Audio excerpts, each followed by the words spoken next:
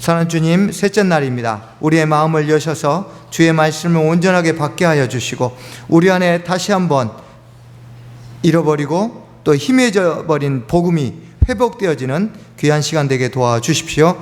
예수님의 이름으로 기도합니다. 아멘.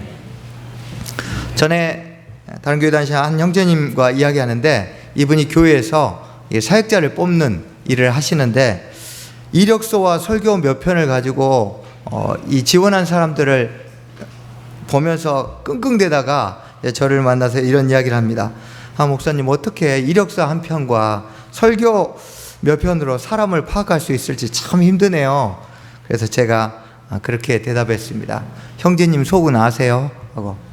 네, 우리가 사람 속, 다른 사람의 속도 모르지만 우리 자신의 속은 더 모르지 않습니까? 저는 가끔씩 유행가 가사처럼 내가 왜 이러는지 몰라 이럴 때가 있습니다. 여러분은 어떠십니까? 내가 왜 이럴까? 왜 어제 말씀처럼 내 마음은 정말 주님을 사랑하고 싶은데 내 삶은 전혀 다르게 왜 시간은 행동이 나올까? 내 안에 상태가 어떤지 잘 몰라서 답답할 때가 참 많습니다. 오늘 말씀을 통해서 우리가 복음으로 다시 시작하려면 내가 어떤 상태인지를 잘 분별하고 파악할 수 있는 방법을 알아야 합니다. 그 방법을 오늘 말씀을 통해서 살펴보고 이제 우리도 우리 영혼의 상태를 늘 잘 살펴볼 수 있는 그런 저와 여러분이 되길 소망합니다. 오늘 본문은 4장 12절에서 20절 내용은요, 갈라디아 전체를 읽을 때 이 내용을 쏙 빼도 이해하는 데 전혀 문제가 없습니다. 나중에 한번 집에 가셔서 오늘 본문만 싹 빼고 읽어보십시오. 11절부터 바로 21절로 넘어가도 내용을 이해하는데 전혀 문제가 없습니다. 그런데 왜 바울은 전체 내용을 이해하는데 아무 문제 없는데도 불구하고 오늘 본문 내용을 이야기했을까요? 오늘 갈라디아 교회 성도들이 자신의 상태를 정확하게 알지 못하기 때문에 그 방법을 알려주려고 오늘 본문을 특별히 추가했습니다. 우리는 저마다 자신을 잘 알고 있다고 착각하지만 생각만큼 자신에 대해서 정확하게 알지 못합니다. 그래서 주변 사람들을 통해서 자신의 모습이 어떠한지를 깨닫는 경우가 많습니다. 자, 그러면 어떻게 해야 나의 영적인 상태를 정확하게 진단할 수 있을까요? 19절 말씀 같이 한번 다시 읽겠습니다. 19절입니다. 시작. 나의 자녀들아, 너희 속에 그리스도의 형상을 이루기까지 다시 너희를 위하여 해산하는 수고를 하노니. 보세요. 여기서 지금 바울이 나의 자녀들아, 너희 속에 무엇이요? 그리스도의 형상을 이루기까지 해산하는 수고를 하겠답니다. 다시 말해서 그리스도의 형상이 회복되는 것, 그리스도의 형상이 온전히 이루어지는 상태가 복음이 온전하게 회복된 상태란 거죠. 그러므로 우리가 우리의 영적인 상태가 좋은지 나쁜지, 우리가 지금 어떤 상태인지를 알려면 가장 좋은 방법은 내 안에 그리스도를 살펴보는 거예요. 내 안에 그리스도가 그 형상이 어떻게 되어 있는지. 그런데 우리의 외적인 활동으로 분별할 수 있을까요? 뭔가 목자를 하고 위원장을 하고 또는 직분을 여러 개 맡은다고 활동을 많이 한다고 여러분 아십니까? 무화과나무 잎사귀도 예수님을 속였습니다. 우리 스스로도 속일 수 있고요. 많은 활동으로 풍성한 어떤 외적인 열매로 아니요, 정확하게 판단할 수 없습니다. 딱 하나 있는데요, 내 안에 예수 그리스도의 형상이 온전하게 회복되었는지를 확인해야지만 내가 활동을 많이 하든 적게 하든 나의 어떤 외적인 것과 상관없이 나의 상태를, 나의 영적인 상태를 정확하게 진단할 수 있습니다. 그러면 우리 속에 그리스도의 형상이 온전한지 어떻게 파악할 수 있을까요? 타인을 대하는 나의 태도가 어떤지를 확인하면 내 안에 그리스도의 형상이 잘 온전하게 구현되는지 그렇지 않는지를 알 수 있습니다. 바울은 갈라디아 교회 성도들이 복음이 변질되자 그리스도의 형상이 깨어진 증거로 사람을 대하는 태도가 바뀌었다고 경고하고 있습니다. 여러분, 바울이 1차 선교 여행을 떠났을 때 밤빌리아 버가, 우리 수협에 참석하신 분들은 우리 육 목사님 통해서 이 부분을 들으셨을 텐데 밤빌리아 버가에 도착했다가 풍토병을 걸렸어요. 그래서 말라리아와 또 두통과 간질 발작이 일어났습니다. 제 친한 지인 목사님도 한 달 전에 설교하다 갑자기 온몸이 굳어갖고 쓰러져서 119 오고 막 난리가 났다는 이야기를 듣고 제가 깜짝 놀랐는데, 만약에 제가 그렇게 설교하다가 쓰러지면 여러분, 윤 목사 영성이 영 아니야 이렇게 생각하시는 분도 있겠죠. 그런데 이 간질 증상을 보이고 하는 바울을 갈라디아 성도들이 어떻게 됐습니까? 극진이 됐어요. 예수님처럼, 천사처럼 됐습니다.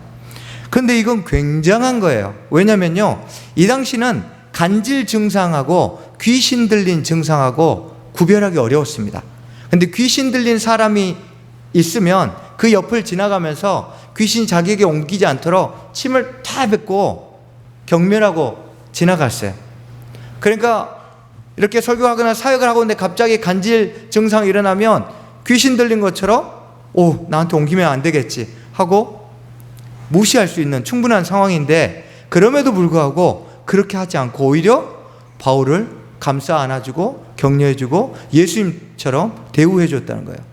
바울은 이것을 상기시키면서 너희 안에 그리스도의 형상이 회복되니까 나를 너희가 그렇게 극진하게 대접했다라고 자기를 대하는 태도를 보니까 그때는 너희가 그리스도의 형상이 온전하게 회복된 복음으로 똘똘 뭉친 복음으로 완전히 변화된 사람으로 살았구나 라고 이야기하는 겁니다. 결국은 그리스도의 형상이 온전하게 회복됐느냐 그렇지 않느냐는 우리가 다른 사람을 대하는 태도를 보면 알 수 있다는 겁니다. 연애하는 것도 보면 마찬가지입니다. 여러분 한번 몇십 년 전으로 되돌아가 보시죠. 연애할 때 어떻게 하셨어요? 예나 지금이나 별 차이 없는 건 꼭 그냥 차 타고 가겠다는데 데려다 주겠답니다. 그래서 귀엽고 또 여자친구 바래다 준다고 여자친구 집까지 따라갑니다. 그럼 여자친구는 거기 들어가면 되는데 내가 정류장까지만 데려다 줄게 이럽니다. 그래서 또 정류장까지 갑니다. 데려다 주면 되는데 한 정류장만 더 가자 그래가지고 가다가 남자친구 집까지 갑니다. 다시 또 남자친구가 또 데려다 준다고 여자친구 집에 밤새 이 짓거리를 하고 있습니다. 예. 이런 짓거리를 했던 그 때를 기억했을 때, 아니 이게 지금 뭐 하자는 겁니까? 왜 이렇게 했을까요? 왜 안 한 것처럼 갑자기 그런 표정들을 지으세요? 이유는 하나죠. 사랑이 우리 마음에 들어오니까 우리 자신이 완전히 바뀌어버렸어요. 그러니까 누가 시킨 것도 아닌데 평소에 그렇게 걷기 싫은 사람이 조금이라도 더 같이 걸으려고. 이유는 하나입니다. 사랑이 들어오니까 사람이 바뀐 거예요. 사람을 대하는 태도가 바뀐 겁니다. 이건 이미 우리 자신도 경험했어요. 마찬가지입니다. 복음이 우리 안에 들어오고 나니까 우리 안에 있는 내적인 성질들, 우리의 성향들을 완전히 다 뜯어 고쳐버렸어요. 그래서 사람을 대하는 태도가 완전 달라졌습니다. 평소 같으면 무시해버리고 평소 같으면 경멸할 사람들을 따뜻한 사랑의 눈으로 대하게 되었던 것이죠. 요즘 여러분 자신을 한번 생각해 보십시오. 우리는 어떻습니까? 여러분 주변에 사람을 대하는 태도는 어떻습니까? 가족들에게는 어떻게 말합니까? 밖에서 만나는 사람한테는 굉장히 친절한데 갑자기 집에 가면 아내한테는 굉장히 모질게 말하고 있지 않습니까? 교회에서는 굉장히 사람들에게 친절한데 직장 가면 갑자기 다른 사람 되지 않나요? 우리가 사람을 대하는 태도가 늘 한결같고 늘 친절한지 우리 자신의 사람을 대하는 태도를 통해서 우리의 영적인 상태를 분별해야 합니다. 그래서 야고보서 2장 2절에서 3절에 이렇게 말합니다. 회당에 금가락지를 끼고 아름다운 옷을 입고 오는 사람과 남루한 옷을 입은 가난한 사람을 대하는 태도를 보고 믿음이 제대로인지 네 스스로를 판단하라고 이야기했습니다. 왜 예수님께서 율법을 요약하시면서 하나님만 사랑하는 것으로 그치지 않고 이웃사랑을 포함했을까요? 왜냐하면 하나님은 내 안에 마음 상태가 어떠냐 상관없이 사랑하려고 노력하거든요. 근데 이웃은 그렇지 않습니다. 이웃을 사랑하는 것을 보지 않고는 하나님을 정말 사랑하는 그 안에 복음으로 또 그리스도의 형상이 온전한지 절대 알 수 없기 때문입니다. 사람을 대하는 태도를 통해 우리 안에 복음이 변질되었는지 여부를 판단하고 그리스도의 형상을 회복하는 수고를 다시 시작하시기 바랍니다. 타인을 향한 나의 태도를 통해 내 영적 상태를 파악하고 났으면 이제 추가로 다음으로 해야 될 게 하나 더 있습니다. 그것은 나를 향한 타인의 태도를 분별하는 것입니다. 첫 번째는 내가 다른 사람을 대하는 태도였죠. 이제 이것을 통해서 복음을 다시 회복하기로 결심했으면 다른 사람의 나를 향한 태도를 분별할 수 있는 안목이 필요합니다. 우리 17절 한번 읽어주십시오. 17절 시작.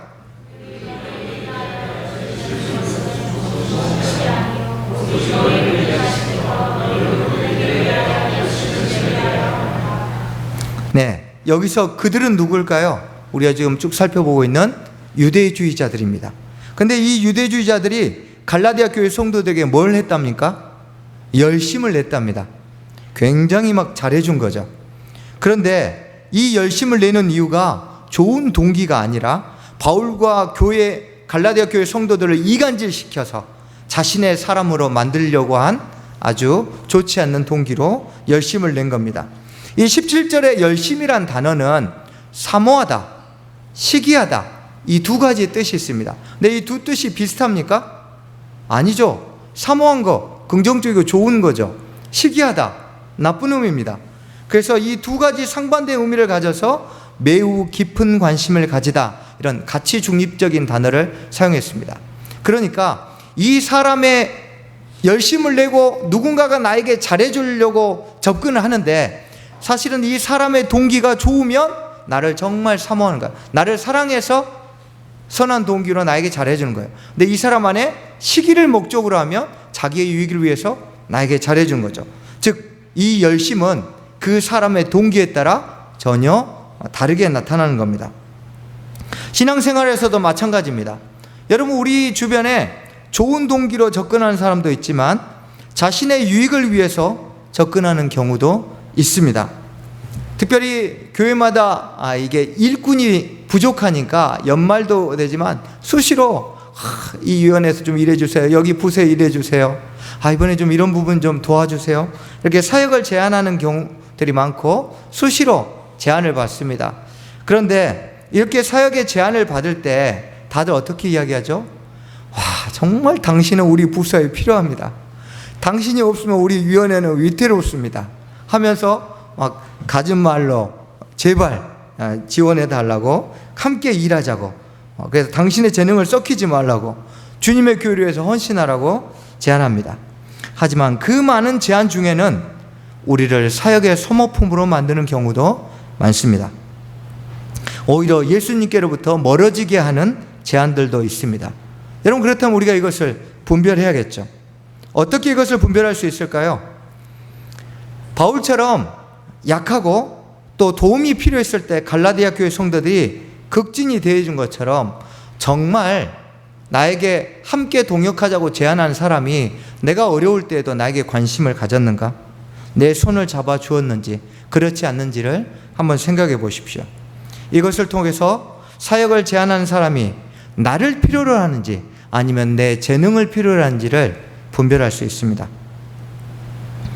또 하나는 사역을 제안하거나 나에게 열심을 품는 사람들이 그 사역이 그 속한 교회나 또는 그 사람이 소속되어 있는 단체에게 도움이 되는지 아니면 내가 함께 동역할 때 내가 주님과 가까워지는 데 도움이 되는지 그걸 판단해 보십시오.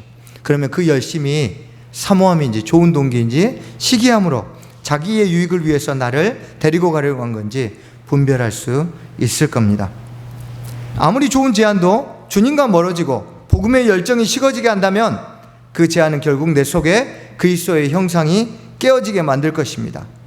유대주의자들의 제안은 처음에는 달콤했지만 결국 복음에서 멀어지고 주님과의 관계가 깨어지는 결과를 가져왔습니다. 우리를 향한 다양한 제안과 또 접근을 분별할 수 있는 안목을 달라고 기도하십시오. 여러분, 올 한 해 동안 우리가 이 두 가지를 늘 살펴봐야 합니다. 나는 다른 사람을 어떻게 대하고 있는가? 또 다른 사람이 나를 대하고 나와 함께 하자고 했을 때 나는 이걸 어떻게 분별하고 있는가? 이 두 가지 상황에서 이것들을 대하는 나의 태도를 통해서 내가 지금 영적으로 건강한 상태인지, 아니면 은혜가 아니라 성취감을 추구하며 달려가려고 하는 상태인지 우리 자신을 정확하게 판단할 수 있습니다. 마태복음 22장 21절에 우리가 잘 아는 것처럼 가이사의 것은 가이사에게, 하나님의 것은 하나님께 바치라 했습니다. 여러분, 우리 삶에는 가이사의 것과 하나님의 것이 있는데요, 그것은 우리가 우리 안에 있는 그리스도의 형상을 무엇으로 빚느냐에 따라 다릅니다. 우리가 세상의 것들을 우리 안에 채우면 우리 안에 그리스도의 형상이 사라지고 세상의 형상이 빚어지겠지만, 우리 안에 예수 그리스도를 채우면, 복음을 회복시키면 우리 안에 다시 한번 그리스도의 형상이 회복될 것이고, 주님은 그리스도의 형상이 회복된 우리를 부르실 겁니다.